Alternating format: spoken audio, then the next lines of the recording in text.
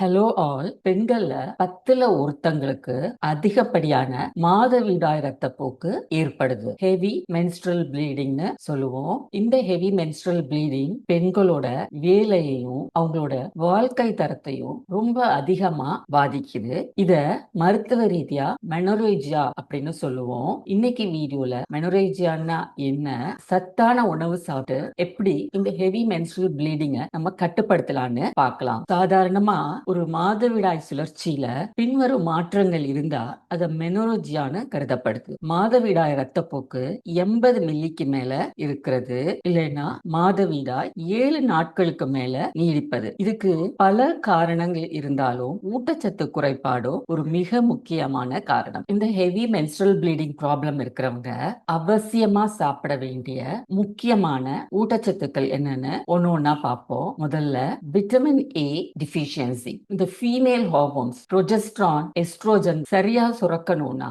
Vitamin A ரொம்ப அவசியம். Vitamin A குறைபாடு இருக்கும்போது இந்த ஹெவி மென்ஸ்ட்ரல் ப்ளீடிங் ப்ராப்ளம் வர்றதுக்கு அதிக வாய்ப்பு இருக்கு. விட்டமின் ஏ அதிகமா இருக்கிற உணவுகள் என்னென்னு பார்க்கும்போது பிளான்ட் ஃபுட்ஸ்னா கீரை வகைகள், கேரட், சக்கரவள்ளி கிழங்கு, பூசணிக்காய், தக்காளி. இதுவே அனிமல் ஃபுட்ஸ்னு பார்க்கும்போது மீன் வகைகள், மீன் எண்ணெய், பால், முட்டை. அடுத்து vitamin B complex deficiency, B6, B12 மற்றும் ஃபோலேட் குறைபாடு ஹார்மோன் சமநிலைமையின்மைய உருவாக்குது. அதாவது ஹார்மோனல் இம்பேலன்ஸ ஏற்படுத்துது. இது கருப்பை சுவரை தடினமாக்கி அதிக ரத்தப்போக்க உண்டாக்குது. உணவு வகைகள்னு பார்க்கும்போது முழு தானிய வகைகள், பருப்பு வகைகள், பழங்கள், காய்கறிகள் மற்றும் எல்லா அசைவ உணவுகள்லையும் பி காம்ப்ளெக்ஸ் விட்டமின் அதிகமா இருக்கு. விட்டமின் சி யூட்ரஸ்ல இருக்கிற இந்த பிளட் கேபிலரிஸ் எல்லாம் நல்ல ஸ்ட்ராங் ஆக்குது. அதிகமான கேபிலரிஸ் உடையும் போதுதான் நமக்கு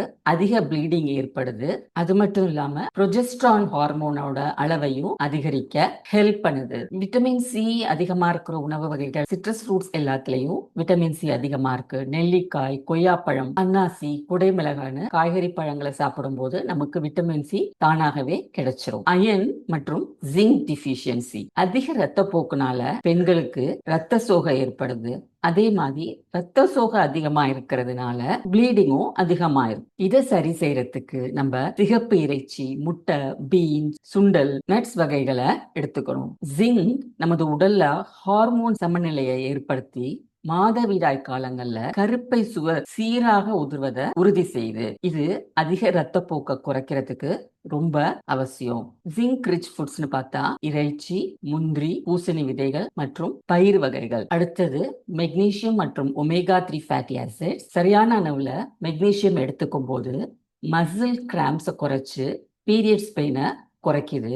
உணவு வகைகள்னு பார்க்கும்போது வாழைப்பழம், கீரை வகைகள், பாதாம், அவகேடோ இதெல்லாம் நம்ம எடுத்துக்கலாம். ஒமேகா 3 ஃபேட்டி ஆசிட்ஸ் பீரியட்ஸ் பெயினை குறைக்கிறதோட ரத்த கட்டிகள், அதாவது பிளட் கிளாட்டா ஃபார்ம் ஆகுறத தடுக்குது. ஒமேகா 3 அதிகமா இருக்கிற உணவுகள்னு பார்க்கும்போது மீன் வகைகள், அதாவது சால்மன், மத்தி, அப்புறம் வால்நட்ஸ், ஃபிளாக்ஸ் சீட்ஸ் இதெல்லாம் அதிகமா எடுத்துக்கலாம். மெனோரேஜியாவை கட்டுப்படுத்துறதுக்கு சத்தான உணவுகள் ரொம்ப அவசியம்னாலும் ஹெவி மென்ஸ்ட்ரல் ப்ளீடிங் இருக்கிறவங்க முதல்ல டாக்டரை கன்சல்ட் செய்து என்ன காரணம்னு தெரிஞ்சுக்கணும். எப்பவுமே இந்த ஹெவி மென்ஸ்ட்ரல் ப்ளீடிங்கை நம்ம கட்டுப்படுத்தணும்னா டாக்டர் ஆலோசனை பண்ணி ட்ரீட்மெண்ட் எடுத்துக்கணும். சத்தான உணவுகள் எடுத்துக்கணும். தண்ணி நிறைய குடிக்கணும். ஸ்ட்ரெஸ் மேனேஜ் பண்ண எக்ஸசைஸ், யோகா இதெல்லாம் செய்யணும். இந்த மாதிரி ஒரு ஹோலிஸ்டிக் அப்ரோச் இருக்கும்போது தான் ஹெவி மென்ஸ்ட்ரல் ப்ளீடிங் ஈஸியா கண்ட்ரோல் ஆகும்.